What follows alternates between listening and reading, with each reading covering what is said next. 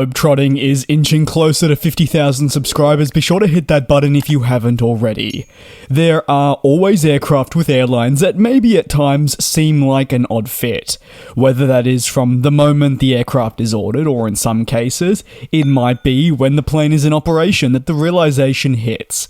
In some instances too, the plane just never really works out with the said customer. For Air France and the Airbus A380, it's a relationship that, for a host of reasons, wasn't always totally optimal, and it would also ultimately be a relationship that would end surprisingly early, with the global pandemic being just one of the many core reasons why the airline would pull the plug on the said aircraft.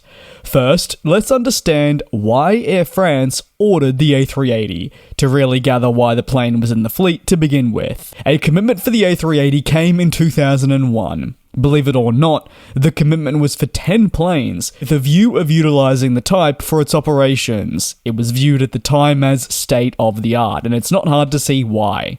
The A380 is the world's largest passenger plane, and it is exactly what the company said it was looking for. It was believed that the size of the jet would perfectly suit the airline's requirements long into the future.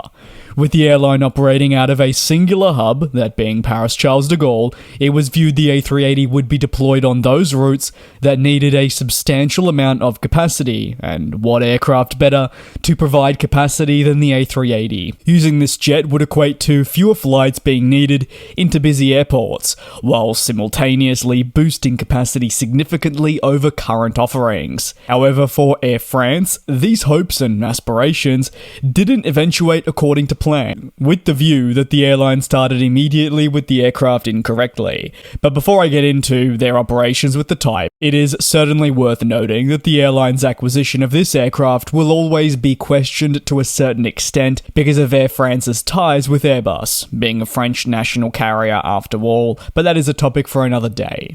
Air France took their first A380 just before the turn of the 2010s, which when you actually deepen it means that the time between them at least expressing interest and taking delivery of the aircraft was longer than the period of time the planes were operational in their fleet. It's quite incredible when you think about it. No, they're not the only airline that experienced something very similar, but at the end of the day, it is a significant investment, and to just see it seemingly disappear so quickly at the end of the day is shocking when you take a moment really to step back and look at the overall picture. Air France would publish a statement on the 20th of May 2020 titled "Phase Out Air France Entire A380 Fleet." The premise, precisely as that title suggests, centered around Air France's decision to remove the A380 with immediate effect following the pandemic. Additionally, because of this, the airline believed that the anticipated demand levels looking well into the future wouldn't warrant keeping the aircraft on through to 2022. I mentioned 2022 because that year is very important in the overall A380 retirement discussions, as I will get into. But during the 2020 announcement, the airline said that 5 A380s were on a finance lease and 4 were on an operating lease. You may be able to do some quick math there and realize that that's 9 of the 10. That's because towards the back end of 2019, Air France had actually already removed a unit. The write-down of this phase-out was estimated at €500 million, and the A350, alongside the 787, was identified as the 2 critical aircraft types that would carry the weight of the A380. A decision to retire the aircraft actually came following a decision that had already been made that the airline would look to potentially refurbish some of these planes to a higher standard. Therein lies one of the first points of this aircraft that Air France has always struggled with. The product was never indeed up to high standards. While airlines would utilize the A380 to their advantage right around the world, with the sheer space meaning that they could create brand new cabin products and really take those upper classes to the next level, Air France would be pretty backward, and in some cases, the premium product that they were putting on offer was considered largely an insult for the 21st century. Why? Because of the fares that they were charging. It was coming at a premium price, and the product, based on reviews, was embarrassing. On your screen, you'll see in the 21st century and into the 2010s what Air France had as an upper-class product. The A380 with the airline was battered therefore with poor reviews and a lot of backlash, and the investment that they were going to put into the aircraft would be a means to improve that. However, it was not going to be a cheap investment. Not only would it be very costly, it would take time. Given everything happening within the industry at the turn of the decade into the 2020s and demand dropping, was it really worth proceeding with such an investment, all things considered? Or, in the case of Air France, cutting their losses and moving away from the plane sooner rather than later? Well, Air France opted with the latter, and that was to remove the aircraft and cut their losses. Interestingly, even before the pandemic, Air France had actually outlined plans to phase the type out. Yes, their history with the aircraft has been a little bit up and down, it must be said. Hence why at the beginning of this video I did make mention of a bit of an up and down and turbulent relationship.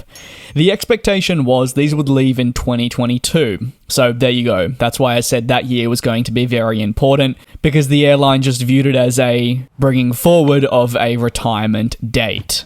Of course, it would only be 2 years brought forward, but as mentioned when taking a look at things such as the refurbishment, why would the airline keep a plane on and invest so much money if it believed it was already going to retire the type? And when you consider the lack of that present demand, well, it seemed like the most logical decision. Some would also argue that the sheer size of the A380 in the end didn't really make sense for Air France either. Analysts also highlight this trend with other companies around the world. Air France wouldn't be the only one to say goodbye to the aircraft during the pandemic. More and more airlines around the world also retired the plane in favour of fuel-efficient twin-engine jets that wouldn't come with as high operating costs, would be easier to maintain and fly daily, and also allow them a lot more flexibility. Does Air France need the A380 capacity? You could say that as demand surged back to a certain extent, the A380 may have been useful, but the negatives, at least for Air France, far outweigh the positives. And with a plane that was already on the way out, there was just no need to try and bring it back, like we saw take place at Etihad, Qatar, and a few other companies. So did the A380 fail with Air France? Well, technically it did fulfill their objective when ordering, but not for a prolonged period.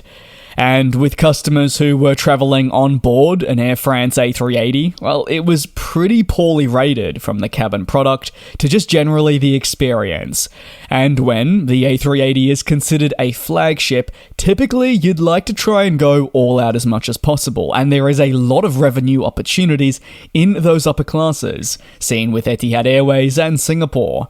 But with Air France, they just never really stuck the landing, and as I kind of touched on towards the midway point of this video and words ushered by analysts, maybe they were a little bit behind the 8 ball.